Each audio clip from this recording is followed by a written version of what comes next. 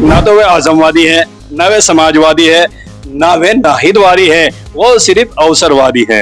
अवसरवादी लोग चुनाव से पहले इस्तीफा क्यों देगा? जब तो इन्हें दिख रहा था कि सरकार आ रही है, अरे तुम मलाई चाटोगे, तुम जो है हर आदमी में अपने तैयारी कर रहा था। इन अवसरवादी लोगों से पूछना चाहता हूं कि जब 90 मुकदमे मुस्लिम समाज के लोगों ने आजम खान साहब पे कराए, तो उसमें समाजवादी पार्टी की और माननीय अखिलेश यादव जी की क्या गलती है उसमें? तो सिर्फ बीजेपी को खुश करने के लिए बात कर रहे हैं। ये सोच रहे हैं कि तुम बीजेपी को खुश कर दो, कुछ मलाई वलाई सलाई वलाई कहीं से कुछ नहीं मिलने वाला है। जिंदगी भर अब्दुल के बख्श में बात नहीं है, ना वो अब्दुल सोच सकता है कि मैं बीजेपी को रोक दूं। आज भी सोशल मीडिया पे तमाम अब्दुल ही अब्दुल राजनीति कर रहा। नमस्कार, स्वागत है आप सभी का बीजीटी न्यूज नेटवर्क पर और मैं हूं आपके साथ विपिन चौधरी। चुनाव से पहले मुस्लिम समाज के जो लोग कहते थे कि हम समाजवादी हैं, आज चुनाव समाप्त होने के बाद वही लोग कह रहे हैं कि हम आजमवादी हैं, हम नाहिदवादी हैं और लगातार समाजवादी पार्टी से इस्तीफा दे रहे हैं। इस पूरे मामले पर चर्चा करने के लिए हमारे साथ में मुस्लिम युवा राजनीति के बड़े चेहरे राव मसीहुल्लाह जी मौजूद हैं। लंबे समय से राजनीति कर रहे हैं। राव मसीहुल्लाह जी, सबसे पहला सवाल यही है कि जिस तरीके से मुस्लिम समाज लगातार समाजवादी पार्टी से इस्तीफा दे रहा है और आप भी समाजवादी पार्टी के एक पदाधिकारी हैं, तो आप कब इस्तीफा दे रहे हैं? देखिए, सबसे पहले तो आपका धन्यवाद, बीजीटी न्यूज़ का बहुत बहुत धन्यवाद। मैं आपने सवाल किया है कि इस्तीफे का, मैं तो समाजवादी पार्टी विचारधारा से मैंने 10-12 साल हो गए जुड़ा हुआ हूँ और आगे भी मैं हमेशा समाजवादी पार्टी से जुड़ा रहूँगा। मेरा तो जन्मजात ही मान के चले कि मैं समाजवादी पार्टी से हूँ। और लेकिन आपने जो सबसे पहले एक बात कही थी कि जो मुस्लिम समाज के जो पदाधिकारी है, जो समाजवादी पार्टी को निशाना बना रहे हैं लगातार और समाजवादी पार्टी से इस्तीफा दे रहे हैं, मैं उनके बारे में कहना चाहता हूँ। आपने कहा कि आजम खान साहब के नाम पर और नाहिद भाई के नाम पर। देखिए, ना तो वे आजमवादी है, ना वे समाजवादी है, ना वे नाहिदवादी है, वो सिर्फ अवसरवादी है। उनको दिखा कि जब समाजवादी, अगर वे नाहिदवादी होते, आजमवादी होते, समाजवादी होते, तो चुनाव से पहले इतने बड़े ताकतवर, इतने बड़े नेता थे या इतना बड़ा उनका कहीं कद था, तो चुनाव से पहले इस्तीफा क्यों नहीं दिया उन लोगों ने? चुनाव से पहले इस्तीफा देते।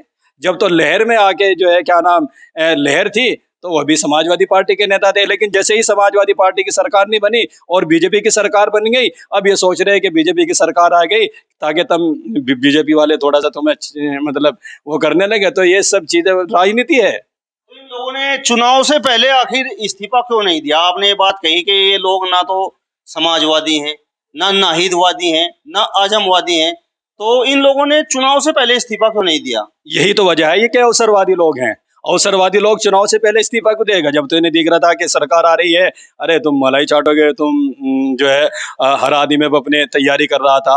अरे क्या मतलब किस तरह की राजनीति करते हैं लोग? कहाँ की राजनीति करते हैं? ये तो अवसरवादी लोग हैं। ये राजनीति नहीं करते, ना ये किसी पार्टी को हो सकते हैं, ना किसी के हो सकते हैं।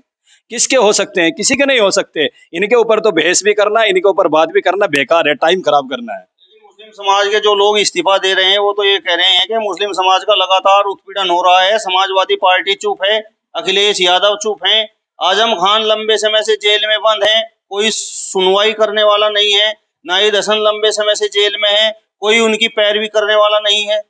देखिए, जो लोग आजम खान, अभी आपने कहा कि आजम खान की वजह से जो इस्तीफा दे रहे हैं, आजम खान को मोहरा बना रहे हैं, उनसे मैं सवाल करना चाहता हूं कि आजम खान पर 100 से जायद लगभग 100 मुकदमे हैं, जहां तक मैं जानकारी के अनुसार, कि उनमें 90 जो मुकदमे हैं किन के हैं? मुस्लिम समाज के ही तो हैं। बताइए, मैं इन लोगों से पूछना चाहता हूं, इन अवसरवादी लोगों से पूछना चाहता हूं कि जब 90 मुकदमे मुस्लिम समाज के लोगों ने आजम खान साहब पे कराए, तो उसमें समाजवादी पार्टी की और माननीय अखिलेश यादव जी की क्या गलती है उसमें? आप बताइए, किसके दबाव में मुकदमे हुए हैं? किसने मुकदमे कराए हैं? क्यों मुस्लिम समाज ने मुकदमे कराए हैं अपने नेता पे? अगर मुस्लिम समाज उसको नेता मानता, तो मुस्लिम समाज क्यों मुकदमे कराता आजम खान साहब के ऊपर? काहे की बात कर रहे हैं? क्यों? और ये आजम खान को नेता मानेंगे? ये आजम खान के लिए आवाज उठा सकते हैं? क्या कर सकते हैं आजम खान के खिलाफ? अरे आजम खान के लिए तो हमेशा समाजवादी पार्टी ने हमेशा लड़ाई लड़ी है और समाजवादी पार्टी हमेशा आजम खान के साथ खड़ी है। और उनकी वजह से चाहे जितना भी नुकसान उठाना पड़ा हो समाजवादी पार्टी को, आजम खान की वजह से 80-20 के फार्मूले में नुकसान उठाना पड़ा हो, कितना भी बलिदान देना पड़ा हो समाजवादी पार्टी को, वो देना पड़ा है। लेकिन कभी समझौता नहीं किया। आजम खान साहब की लड़ाई लड़ी है समाजवादी पार्टी ने। ये लोग अवसरवादी क्या जानते हैं समाजवादी पार्टी को और अखिलेश यादव जी को और माननीय नेताजी को? उन्होंने कितने योगदान दिए, कितने बलिदान दिए हैं। ये अवसरवादी लोग हैं, इनके बारे में बात मत करिए। इस्तीफा देने वाले लोग तो ये कह रहे हैं कि समाजवादी पार्टी चुनाव में मुस्लिमों का वोट लेने के लिए धर्मनिरपेक्षता का ढोंग करती है। क्यों ढोंग करती है? धर्मनिरपेक्षता है समाजवादी पार्टी, तो सर्व समाज की पार्टी है, सभी धर्म का सम्मान करती है। और धर्म देखिए, आप सबसे पहले देख लीजिए, ये समाजवादी पार्टी विचारधारा किसकी है? हमारे लोहिया जी, जनेश्वर मिश्रा जी, इसके साथ साथ आप देख लीजिए फिर नेताजी ने किस तरीके से पिछड़ों की, मुस्लिमों की, आदिवासियों की और किसानों की लड़ाई लड़ी। उन्होंने एक मोर्चा बनाया और इस तरीके से प्रदेश के अंदर एक परिवर्तन लाए और जो भागीदारी दिलाई इन्होंने पिछड़ों को और मुस्लिम समाज को। तो ये समाजवादी की पार्टी की तो देन, इन लोगों को पता नहीं है समाजवादी पार्टी क्या चीज है। आजम खान से जुड़े लोग तो लगातार ये बात कहते हैं कि समाजवादी पार्टी ने भाजपा से उनकी दुश्मनी करा दी है। भाजपा से क्यों दुश्मनी कराएंगे? भाजपा से देखिए तमाम मुसलमान हैं। एक बात बताइए, भाजपा किस मुसलमान को परेशान कर रही है? आप बताइए। अगर कार्रवाई हो रही है तो सब पे हो रही है। एक बात बता दीजिए, किस मुसलमान पे भाजपा, इन्हों बताइए, कहाँ मुसलमान परेशान है भाजपा के राज में? कौन कह रहा है कि मुसलमान परेशान है? बताओ किस मुसलमान पे भाजपा जुल्म कर रही है? ये कह रहे हैं कि भाजपा के दुश्मन बना दिए। दुश्मन क्यों बना दे भाई? उनको तो 80-20 के फार्मूले पर चुनाव लड़ना है। उनको तो जो जितना वोट है वो तो उनको मिल रहा है, उनका वोट उनको मिल रहा है। अगर उसके दूसरे पलट जाए, राजनीति को उस पार जाए, कि अगर दूसरी बात भी तो सोचने की, 80-20 के फार्मूले पे कहीं ना कहीं तो समाजवादी पार्टी को भी तो नुकसान है।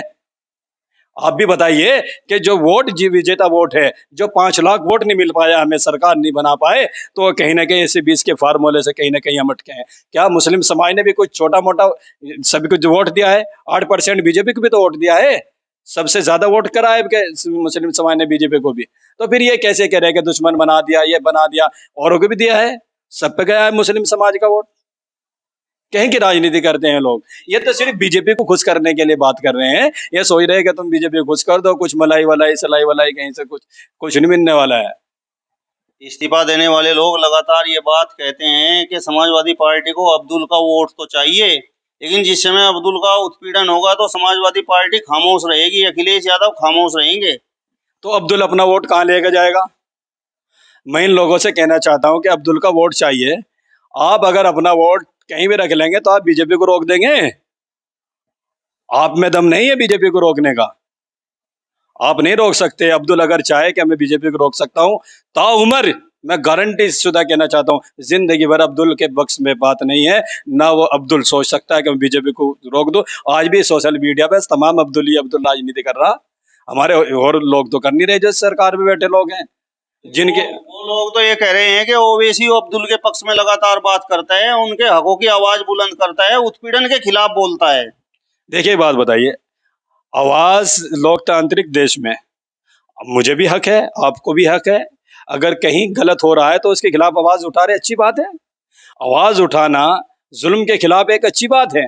लेकिन ये चीजें राजनीति से जोड़ना कि अब्दुल का वोट, इसका वोट, अगर आप ये सोच रहे हैं कि अब्दुल वोट कहाँ देगा, देखिए अगर अब्दुल कहीं जाएगा तो उसके लिए और भी विकल्प हैं। पार्टी देखिए सबके, ये पार्टी जो है ना समाजवादी पार्टी, ये ऐसी पार्टी है क्योंकि ज्यादातर क्यों लोगों ने वोट दिया, आप बात समझिए। ये धर्मनिरपेक्षता के ढोंग पे वोट नहीं दिया, इन्होंने सिर्फ विकास के मुद्दे पे वोट दिया, लैपटॉप पे वोट दिया, बेरोजगारी पे वोट दिया, क्योंकि किसान दुखी था, किसान आंदोलन चला, मुस्लिम समाज ने किसानों का पक्ष किया। उन्होंने किसानों को देखते हुए मुस्लिम समाज ने के परिवर्तन आएगा, तो वो समाजवादी पार्टी पे ज्यादातर वोट इसलिए गया है। इस्तीफा देने वाले लोग ये बात भी लगातार कह रहे हैं कि 2027 के विधानसभा चुनाव तक समाजवादी पार्टी समाप्तवादी पार्टी हो जाएगी। वे अवसरवादी लोग हैं, वे खुद समाप्त लोग हैं, उनका कोई वजूद नहीं है।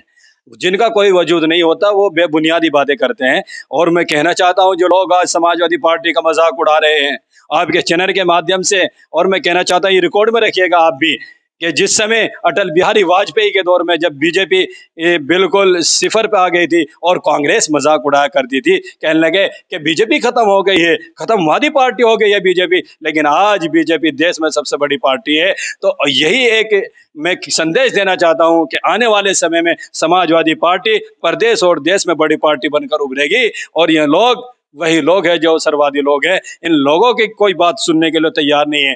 मुस्लिम समाज इनकी बात क्यों सुनेगा? मुस्लिम समाज क्यों सुनेगा इनकी बात? ये ना तो ये मुस्लिम समाज के हितैषी, ना आजम खान के हितैषी। ये तो सिर्फ गुमराह कर रहे हैं और एक तरह का प्रोपेगेंडा षड्यंत्र के तहत ये काम कर रहे हैं। ये षड्यंत्र इनका नाकामयाब होगा और समाजवादी पार्टी माननीय नेताजी के सिद्धांतों पे और माननीय अखिलेश यादव जी जो है कि लड़ाई लेकर चल रहे हैं, वो बेरोजगारी के मुद्दे पर लड़ाई लड़ रहे हैं, महंगाई के ऊपर लड़ाई लड़ रहे हैं, तो उनका तो एक स्वाभाविक है कि वो विकास की बात करेंगे।